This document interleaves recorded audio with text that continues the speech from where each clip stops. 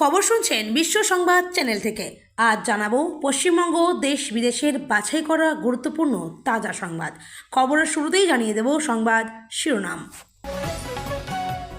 পেশাদার খুনিদের কারা ভাড়া করেছিল, পুলিশের তদন্তে এবার হাড়হিম করা তথ্য। বাংলার মসনদে নারী শক্তি, উপমুখ্যমন্ত্রী পদে যে তিন নেত্রীকে নিয়ে তুঙ্গে জল্পনা। অভিষেকের সঙ্গে দেখা করতে গেলে কর্মীরা টাকা নিত, টাকা দিতে হতো তপসিয়ার পার্টি অফিসে গেলেই বিস্ফোরক তৃণমূলের চেয়ারম্যান। বিজেপির জয়েই বদলে গেল সুর, 24 ঘন্টার চরম সময়সীমা দিল ঘাসফুল শিবির। বাংলার পরবর্তী মুখ্যমন্ত্রী কে, সৌমিত্র খাঁর মন্তব্যে বড় ইঙ্গিত।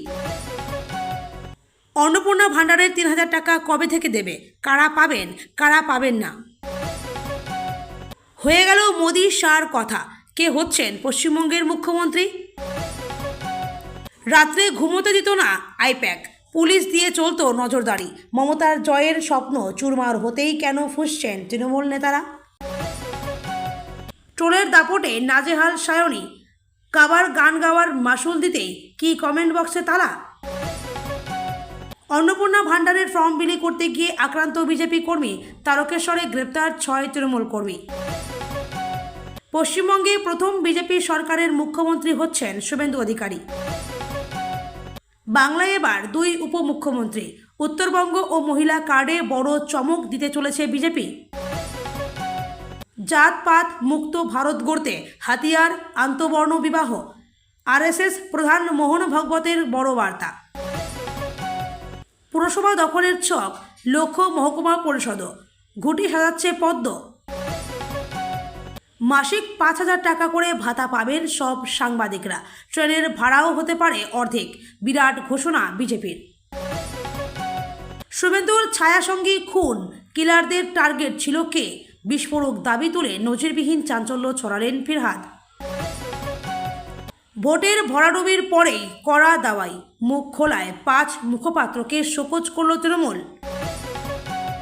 হারলেও হার মানছেন না মমতা, পাশে রাহুল, কিন্তু তামিলনাড়ুতে ভাঙনের মুখে বিরোধী ঐক্য। বিজেপির শপথ গ্রহণে আমন্ত্রিত মিঠুন, মমতা, শঙ্কর। বঙ্গ গৈরিকীকরণের সাক্ষী থাকবেন কোন সেলেবরা। তামিলনাড়ুতে জোট বাঁধবে চিরশত্রু ডিএমকে, এআইএডিএমকে।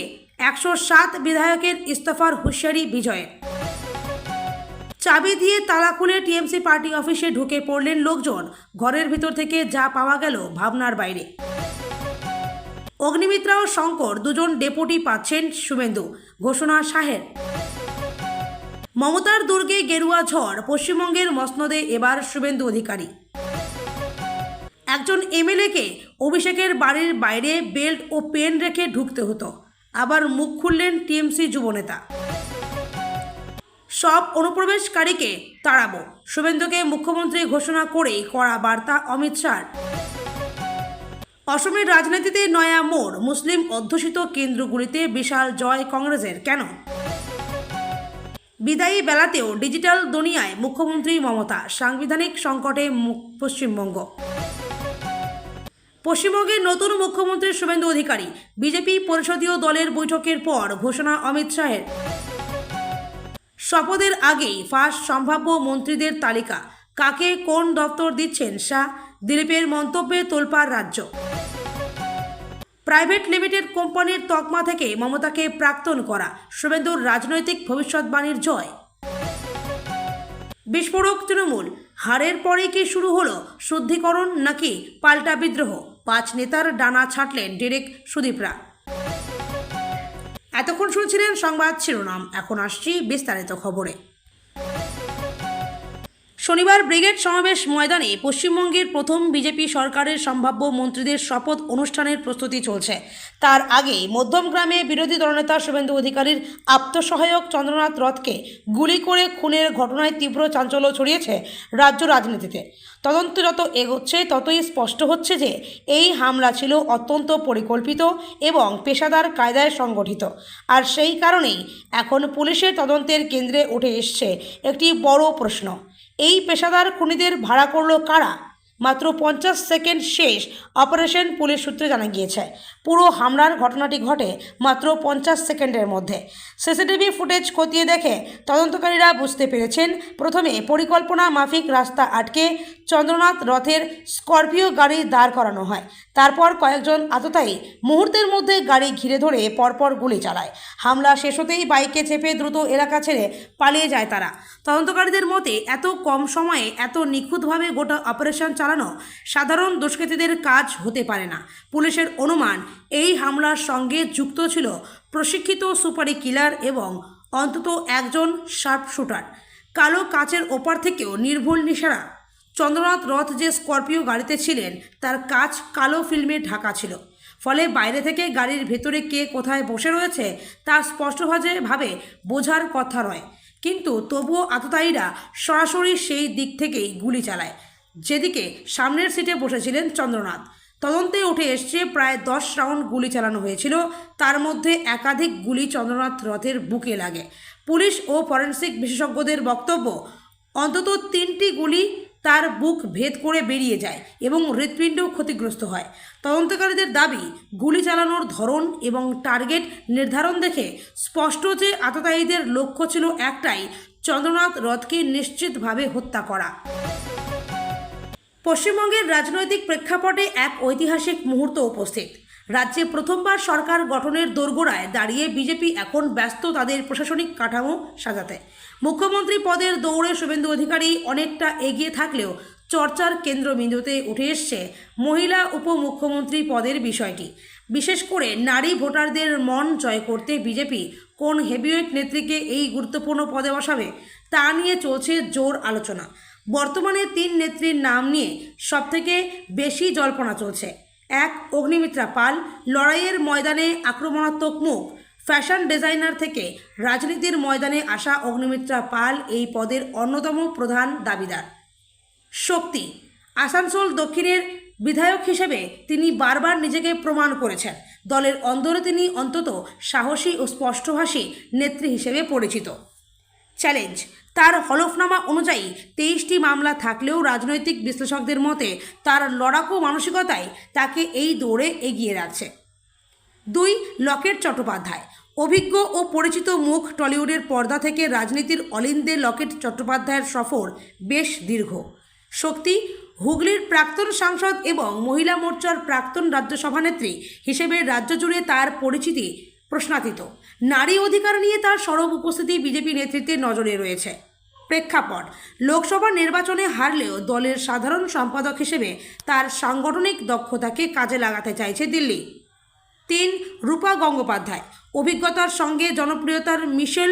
মহাভারতের দ্রৌপদী হিসেবে পরিচিত রূপা গঙ্গোপাধ্যায় তার দীর্ঘ সংসদীয় অভিজ্ঞতার কারণে বিশেষ গুরুত্ব পাচ্ছেন। শক্তি, প্রাক্তন রাজ্যসভা সাংসদ রূপা সম্প্রতি সোনারপুর দক্ষিণ বিধানসভা কেন্দ্র থেকে 35,000-এর বেশি ভোটের ব্যবধানে জয়ী হয়ে নিজের জনভিত্তি প্রমাণ করেছেন। বিবেচনা, তার স্বচ্ছ ভাবমূর্তি এবং দীর্ঘদিনের রাজনৈতিক অভিজ্ঞতা তাকে উপমুখ্যমন্ত্রী পদের জন্য এক যোগ্য প্রার্থী করে তুলেছে। দলনেত্রী যখন ঘুরে দাঁড়ানোর বার্তা দিচ্ছেন, তখন দলের নেতারাই পতনের কারণ ব্যাখ্যা করতে গিয়ে বলে দিচ্ছেন বিস্ফোরক সব কথা। আইপ্যাকের ভূমিকা নিয়ে সন্দেহ প্রকাশ করেছেন প্রাক্তন বিধায়ক স্বর্ণকমল সাহা। আর এবার দলের অন্দরের দুর্নীতির ছবিটা তুলে ধরলেন বহরমপুরের তৃণমূল চেয়ারম্যান তথা বিধানসভা নির্বাচনে দলের প্রার্থী নারুগোপাল মুখোপাধ্যায়।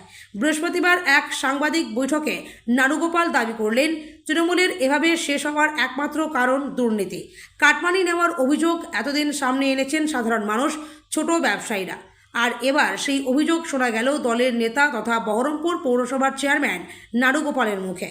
তৃণমূলের না হলে পৌরসভায় কাজ হতো না। চেয়ারম্যান বলেন, সরকার পরিবর্তন হয়েছে, সরকার যে নিয়ম কার্যকরী রাখবে সেইভাবে চলবে পৌরসভা। নাগরিকরা যেন সহযোগিতা করে। সরকার চাইলে পৌরসভা ভেঙে দেবে, সরকার চাইলে ভোট করাবে। তিনি আরও উল্লেখ করেন, বাম আমলে বিরোধী দলের পৌরসভা বা পঞ্চায়েতগুলিতে কাজ করার সুযোগ ছিল, কোনোদিন সরকারি প্রকল্পে বাধা হয়নি। সেই রাজনীতির বদল ঘটিয়েছে তৃণমূল পরিচালিত না হলে কোনো কাজ হতো না বলে মন্তব্য করেন তিনি। পৌরসভাগুলি বঞ্চিত হতো বলেই নাকি তৃণমূলের ছাতার তলায় আসতে হতো। গ্রাসরুট স্তরের দুর্নীতি, দলের একেবারে নিচের তলায় দুর্নীতির শিকড় পৌঁছে গিয়েছিল বলে মন্তব্য করলেন নারুগোপাল। সাফ বললেন, পঞ্চায়েত স্তরের দুর্নীতি হয়েছে। রাজ্যে যদি ৮০,০০০ বুথ থাকলে তাহলে ৮০,০০০ বুথ সভাপতি দুর্নীতিতে জড়িত। কিভাবে কোনো কাজ বা পরিষেবা পেতে গেলে টাকা দিতে হতো, সেই অভিযোগের কথা ঝরঝর করে বলে গেলেন তিনি। বললেন, পাড়ায় একটা ঢালাই করতে গেলেও টাকা দিতে হতো, একজন নিত না, ধাপে ধাপে সবাই টাকা নিত। মানুষ টাকা দেবে কোথা থেকে? ফিরহাদ হাকিমের মতো বড় নেতারা কোনোদিনও টাকা নেয়নি, কিন্তু দলের গ্রাসরুট স্তরে দুর্নীতি ছড়িয়ে গিয়েছিল। বাংলায় বিধানসভা নির্বাচনে ভরাডুবির পর এবার আক্ষরিক অর্থেই তাসের ঘরের মতো ভেঙে পড়ছে তৃণমূলের অন্দরমহল। ২০৭টি আসন নিয়ে বিজেপি মসনদে বসতেই ঘাসফুল শিবিরে শুরু হয়েছে নজিরবিহীন বিদ্রোহ। পরিস্থিতি এতটাই হাতের বাইরে চলে গিয়েছে যে দলের বিরুদ্ধে মুখ খোলায় ৫ হেভিওয়েট মুখপাত্রকে তড়িঘড়ি শোকজ করল তৃণমূলের শৃঙ্খলা রক্ষাকারী কমিটি। বিপর্যস্ত ফল প্রকাশের পর থেকেই দলের একাংশ নেতৃত্ব কৌশল নিয়ে প্রশ্ন তুলতে শুরু করেন। সংবাদ মাধ্যমে বিস্ফোরক মন্তব্য করার দায়ে তৃণমূলের শৃঙ্খলা রক্ষাকারী কমিটির প্রধান ডেরেক ও ব্রায়েন শোকজ করেছেন কৃষ্ণেন্দু চৌধুরী, রিজু দত্ত, কোহিনুর মজুমদার, পাপিয়া ঘোষ এবং কার্তিক ঘোষকে। তাদের স্পষ্ট জানানো হয়েছে কেন শৃঙ্খলা ভঙ্গের দায়ে তাদের বিরুদ্ধে কড়া ব্যবস্থা নেওয়া হবে না, তার জবাব দিতে হবে মাত্র ২৪ ঘন্টার মধ্যে। বিস্ফোরক রিজু দত্ত চাইলেন ক্ষমাও। শোকজ পাওয়ার নেতাদের মধ্যে সবথেকে বেশি চর্চা হচ্ছে রিজু দত্তকে নিয়ে। এক সময়ের কট্টর বিজেপি বিরোধী এই মুখপাত্রের গলায় এখন উল্টো সুর। তিনি সোশ্যাল মিডিয়ায় ভিডিও পোস্ট করে বিজেপির রাজনৈতিক সৌজন্যের প্রশংসা করেছেন। শুধু তাই নয়, বিজেপি নেতা শুভেন্দু অধিকারীর কাছে প্রকাশ্যে ক্ষমা চেয়ে নিয়েছেন তিনি। রিজুর এই ভুলবদল তৃণমূলের অন্দরের অস্বস্তি বহুগুণ বাড়িয়ে দিয়েছে। লক্ষ্য যখন অভিষেক ও আইপ্যাক। পশ্চিমবঙ্গে ২০০র বেশি আসন নিয়ে ঐতিহাসিক জয়ের পর এবার নতুন সরকার গঠনের তোড়জোড় শুরু করেছে বিজেপি। ২৯৪টি আসনের বিধানসভায় ২০৭টি আসন জিতে মমতা বন্দ্যোপাধ্যায়ের দীর্ঘ আসনের অবসান ঘটিয়েছেন গেরুয়া শিবির। পরবর্তী মুখ্যমন্ত্রীর নাম চূড়ান্ত করতে আজ শুক্রবার সকালেই কলকাতায় পৌঁছেছেন কেন্দ্রীয় স্বরাষ্ট্রমন্ত্রী অমিত শাহ। বিমানবন্দর থেকে দক্ষিণেশ্বর মন্দির হয়ে তিনি বিশ্ব বাংলা কনভেনশন সেন্টারে নবনির্বাচিত বিধায়কদের নিয়ে আয়োজিত বৈঠকে যোগ দেবেন। এই বৈঠকেই রাজ্যের পরবর্তী প্রশাসনিক প্রধানের নাম ঘোষণা হওয়ার কথা রয়েছে। নেতৃত্বের দৌড়ে শুভেন্দু ও জননেতার ইঙ্গিত, রাজ্যের পরবর্তী মুখ্যমন্ত্রী কে হবেন তা নিয়ে জল্পনার মধ্যেই বড় ইঙ্গিত দিয়েছেন বিজেপির সাংসদ সৌমিত্র খা। তিনি সংবাদ মাধ্যমকে জানান যে জনমানসে গ্রহণযোগ্যতা আছে এমন একজন জননেতাই মুখ্যমন্ত্রী হবেন এবং এর মাধ্যমেই শ্যামাপ্রসাদ মুখোপাধ্যায়ের স্বপ্ন পূরণ হবে। রাজনৈতিক বিশ্লেষকদের মতে সৌমিত্রের এই মন্তব্য শুভেন্দু অধিকারীর দিকেই ইঙ্গিত করছে, যিনি ভবানীপুরে মমতাকে পরাজিত করার পর বর্তমানে দলের অন্দরে জনপ্রিয়তার তুঙ্গে রয়েছেন। তবে শুভেন্দু ছাড়াও রাজ্য সভাপতি সুকান্ত মজুমদার বা শ্রমিক ভট্টাচার্যের মতো নামগুলো নিয়েও চর্চা চলছে। নতুন মন্ত্রিসভা ও সাংগঠনিক সমীকরণ, নতুন সরকারের কারা মন্ত্রী হবেন তা নিয়েও চলছে চুলচেরা বিশ্লেষণ। মহিলা ভোট ব্যাংক সংহত করার পুরস্কার হিসেবে অগ্নিমিত্রা পালের মন্ত্রী পদ প্রায় নিশ্চিত বলে মনে করা হচ্ছে। এছাড়া দিলীপ ঘোষের সাংগঠনিক অভিজ্ঞতা, নিশীথ প্রামাণিকের প্রশাসনিক দক্ষতা এবং অর্জুন সিং বা সজল ঘোষের মতো নেতাদের গুরুত্ব দেওয়া হতে পারে। স্বরাষ্ট্র ও অর্থ দপ্তরের মতো গুরুত্বপূর্ণ মন্ত্রণালয়গুলোতে অভিজ্ঞ ও লড়াকু মুখদের আনার পরিকল্পনা করছে বিজেপি নেতৃত্ব। মূলত অভিজ্ঞ ও নতুন প্রজন্মের মেলবন্ধনে একটি শক্তিশালী মন্ত্রিসভা উপহার দেওয়াই এখন অমিত শাহের প্রধান লক্ষ্য। বিজেপির ঘোষিত অন্নপূর্ণার ভাণ্ডারে ৩,০০০ টাকা দেওয়ার প্রতিশ্রুতির কথাও গ্রামে গ্রামে আলোচনায় উঠে আসছে। রাজ্যে বিজেপি সরকার আনুষ্ঠানিকভাবে দায়িত্ব নেয়নি। ৯ মে তারিখে নতুন সরকারের শপথ গ্রহণ অনুষ্ঠান রয়েছে। এই আবহেই লক্ষ্মীর ভাণ্ডারের টাকা নিয়েও অনিশ্চয়তা তৈরি হয়েছে সাধারণ মানুষের মনে।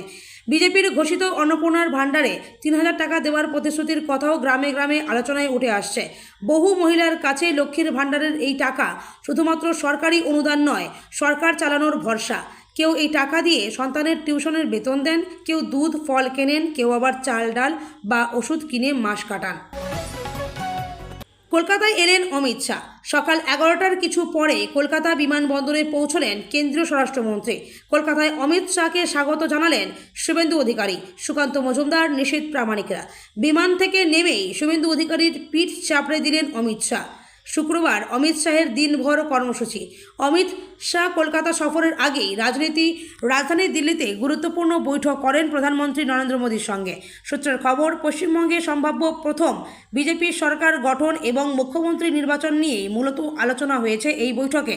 শুক্রবার বিজেপি বিধায়কদের বৈঠকের আগেই গত রাতে কথা হয় দুজনের। কে হতে চলেছেন পশ্চিমবঙ্গের প্রথম বিজেপি মুখ্যমন্ত্রী তা সম্ভবত ঘোষণা করা অল্প সময়েরই অপেক্ষা। মুখ্যমন্ত্রী নির্বাচন নিয়েই মূল আলোচনা। সূত্রের খবর, বৈঠকে পশ্চিমবঙ্গের সম্ভাব্য মুখ্যমন্ত্রীর নাম নিয়ে বিস্তারিত আলোচনা হয়েছে। বিজেপির অন্তরে একাধিক নাম ঘোরাফেরা করলেও শেষ পর্যন্ত কাকে বেছে নেওয়া হবে তা এখন চূড়ান্ত ঘোষণা হয়নি। রাজনৈতিক পর্যবেক্ষকদের মতে পশ্চিমবঙ্গের রাজনৈতিক ও সামাজিক সমীকরণ মাথায় রেখেই মুখ্যমন্ত্রী নির্বাচন করতে চেয়েছে কেন্দ্রীয় নেতৃত্ব। সেই কারণেই প্রধানমন্ত্রী এবং স্বরাষ্ট্রমন্ত্রীর এই বৈঠককে অত্যন্ত তাৎপর্যপূর্ণ বলে মনে করা হচ্ছে। মন্ত্রিসভা নিয়েও চূড়ান্ত আলোচনা। শুধু মুখ্যমন্ত্রী নয়, পশ্চিমবঙ্গের প্রথম বিজেপি মন্ত্রিসভায় কারা জায়গা পাবেন তা নিয়েও বৈঠকে আলোচনা হয়েছে বলে সূত্রের খবর। দলের বিভিন্ন অঞ্চল, জাতিগত সমীকরণ, সাংগঠনিক গুরুত্ব এবং নির্বাচনী পারফরমেন্স সব দিক থেকে মাথায় রেখেই সম্ভাব্য মন্ত্রীদের তালিকা তৈরি করা হচ্ছে বলে জানা গিয়েছে। উত্তরবঙ্গ, জঙ্গলমহল, দক্ষিণবঙ্গ এবং শহরাঞ্চলের প্রতিনিধিত্ব নিশ্চিত করার দিকেও জোর দেওয়া হচ্ছে। 2026 বিধানসভা নির্বাচনে তৃণমূলের শোচনীয় পরাজয়ের পর এবার দলের অন্দরের ক্ষোভের আগ্নেয়গিরি সজোরে ফাটতে শুরু করেছে। নির্বাচনের ফল প্রকাশের পর থেকেই হারের দায় অভিষেক বন্দ্যোপাধ্যায়ের ওপর চাপিয়ে দিচ্ছিলেন জেলা স্তরের কর্মীরা। কিন্তু এবার সরাসরি ভাইপো ও আইপ্যাক সংস্কৃতির বিরুদ্ধে বিস্ফোরক সব অভিযোগ এনে তোলপাড় ফেলে দিলেন পশ্চিম মেদিনীপুরের রামজীবনপুর পৌরসভার চেয়ারম্যান কল্যাণ তিওয়ারি। পুলিশ আর আইপ্যাকের ভয়ে রাতে ঘুম আসতো না। কল্যাণবাবুর অভিযোগ, 21 বিধানসভা নির্বাচনের পর থেকেই দলে একনায়কতন্ত্র শুরু হয়েছিল। তিনি বলেন, রাত বাড়লেই আইপ্যাকের ফোন আসতো, হুমকি দেওয়া হতো যে কাজ না করলে বদলে দেওয়া হবে। দল ছাড়ার উপায় ছিল না, কারণ প্রতি পদে পুলিশের ভয় দেখানো হতো। এমনকি আমরা কোনো নেতার সাথে মিশবো আর কার সাথে কথা বলবো তা পর্যন্ত পুলিশ ঠিক করে দিত। তার দাবি, দলের পুরনো কর্মীদের সমান ধুলোয় মিশিয়ে দেওয়া হয়েছিল। বিধায়কদের চরম অপমান ও অভিষেক ভীতি। অভিষেক বন্দ্যোপাধ্যায়ের নেতৃত্ব নিয়ে প্রশ্ন তুলে চেয়ারম্যান বলেন, অভিষেক বন্দ্যোপাধ্যায়ের বাড়িতে দেখা করতে গেলে একজন নির্বাচিত বিধায়ককেও পেন এবং কোমরের বেল্ট বাইরে রেখে ভিতরে ঢুকতে হতো। এটা জনপ্রতিনিধিদের জন্য চরম অবমাননাকর। অভিষেক আমাদের নেতা নয়, তাকে জোর করে দাদা বলতে বাধ্য করা হয়েছে। তিনি আরও দাবি করেন, শুভেন্দু অধিকারী দল ছাড়ার পর থেকেই পুলিশি নজরদারি ও ভয়ের রাজনীতি চরমে উঠেছিল। পশ্চিমবঙ্গের লোকসভা নির্বাচনে তৃণমূল কংগ্রেসের ভরাডুবির পর থেকেই দলের নেতাকর্মীদের ওপর ক্ষোভ উগরে দিচ্ছেন নেটিজেনদের একাংশ। এই পরিস্থিতির শিকার হয়েছেন যাদবপুরের তৃণমূল সাংসদ সায়নী ঘোষ। টানা আক্রমণ এবং কুরুচিকর মন্তব্যে অতিষ্ঠ হয়ে শেষ পর্যন্ত নিজের সোশ্যাল মিডিয়া হ্যান্ডেলের কমেন্ট বক্সে তালা ঝোলাতে বাধ্য হলেন এই অভিনেত্রী রাজনীতিবিদ। বর্তমানে সাধারণ ব্যবহারকারীরা তার পোস্টে আর কোনো মন্তব্য করতে পারছেন না। তীব্র ট্রোলিং এবং ব্যক্তিগত আক্রমণ। নির্বাচনের ফলাফল প্রকাশের পর থেকেই সায়নীর বিরুদ্ধে আক্রমণাত্মক প্রচার শুরু হয়। অভিযোগ উঠেছে, তার কিছু বিতর্কিত ভাষণ ও গান সামাজিক মাধ্যমে নেতিবাচক প্রভাব ফেলেছে। ক্রমাগত কুরুচিপূর্ণ মন্তব্য এবং এডিট করা ছবি পোস্ট করে তাকে ব্যক্তিগতভাবে নিশানা করা হতে থাকে। পরিস্থিতি নিয়ন্ত্রণের বাইরে চলে যাওয়ায় তিনি মন্তব্য করার সুযোগ সীমিত করে দেন, যার ফলে প্রোফাইলে এখন কেবল বিশেষ কিছু অ্যাকাউন্ট মন্তব্য করার অনুমতি পাচ্ছে। হারের কারণ ও জনরোষ। রাজনৈতিক বিশ্লেষকদের মতে নির্বাচনী প্রচারে সায়নী ঘোষের কিছু ধর্মীয় গান এবং বক্তব্য মেরুকরণের রাজনীতিকে উস্কে দিয়েছিল। তার এই ভূমিকা দলের হারের অন্যতম কারণ হিসেবে দেখছেন সমালোচকদের একটি বড় অংশ। সমালোচকদের দাবি, তুষ্টিকরণের রাজনীতি করতে গিয়ে হিতে বিপরীত হয়েছে। এদিকে কমেন্ট বক্স বন্ধ করার পদক্ষেপটিকেও অনেকে সায়নীর পলায়নবাদী মানসিকতা হিসেবে দেখছেন এবং তাকে ট্যাগ করে পুনরায় কমেন্ট বক্স খোলার চ্যালেঞ্জ ছুড়ে দিচ্ছেন। হেরেছে দল, কিন্তু তারপরেও অভিযোগের অন্ত নেই তৃণমূলের বিরুদ্ধে। অন্নপূর্ণা ভাণ্ডারের ফর্ম বিলি করতে গিয়ে তৃণমূলের হাতে আক্রান্ত বিজেপি কর্মী। আশঙ্কাজনক অবস্থায় আরামবাগ মহকুমা হাসপাতালে ভর্তি সন্দীপ মালিক নামে ওই পদ্মকর্মী। ঘটনাকে কেন্দ্র করে ব্যাপক উত্তেজনা তারকেশ্বরের মির্জাপুর এলাকায়। ঘটনায় তারকেশ্বর থানার পুলিশের হাতে 6 তৃণমূল কর্মী গ্রেপ্তার হয়েছেন বলে জানা যাচ্ছে। চাপানোতর চলছে রাজনৈতিক আঙিনায়। বিজেপি কর্মী সন্দীপ মালিকের পরিবারের সদস্যরা বলছেন, বৃহস্পতিবার দুপুর 12টা নাগাদ মির্জাপুর এলাকায় বাড়ি বাড়ি অন্নপূর্ণা ভাণ্ডারের ফর্ম বিলি করতে বেরিয়েছিলেন সন্দীপ। দুপুর 2টো নাগাদ বাড়ি থেকে 300 মিটার দূরে কৃষি জমিতে তাকে অচেতন অবস্থায় পড়ে থাকতে দেখেন প্রতিবেশীরা। তারাই তাকে উদ্ধার করেন, কিন্তু অবস্থার অবনতি হলেও ঝড় বৃষ্টির কারণে তাকে হাসপাতালে নিয়ে যাওয়া সম্ভব হয়নি। এদিন সকালে প্রথমে তারকেশ্বর গ্রামীণ হাসপাতালে ভর্তি করা হয়, কিন্তু অবস্থার পরিবর্তন না হওয়ায় তাকে আরামবাগ মহকুমা হাসপাতালে ভর্তি করা হয়। সন্দীপের পরিবারের অভিযোগ, এলাকার 4 তৃণমূল নেতাই তাদের ছেলেকে বেধড়ক মারধর করেছে। ওই নেতাদের নামে থানায় অভিযোগও জানায় সন্দীপের পরিবার। তাদের আরও অভিযোগ, 24-এর লোকসভা ভোটের পর সন্দীপকে বাড়িছাড়া করেছিল তৃণমূল নেতারা। এবার বিজেপি জেতার পরেও তৃণমূল নেতাদের বারবারন্ত কমেনি। এলাকার পরিস্থিতি নিয়ন্ত্রণে রাখতে মাঠে রয়েছে পুলিশ, রয়েছে কেন্দ্রীয় বাহিনীও।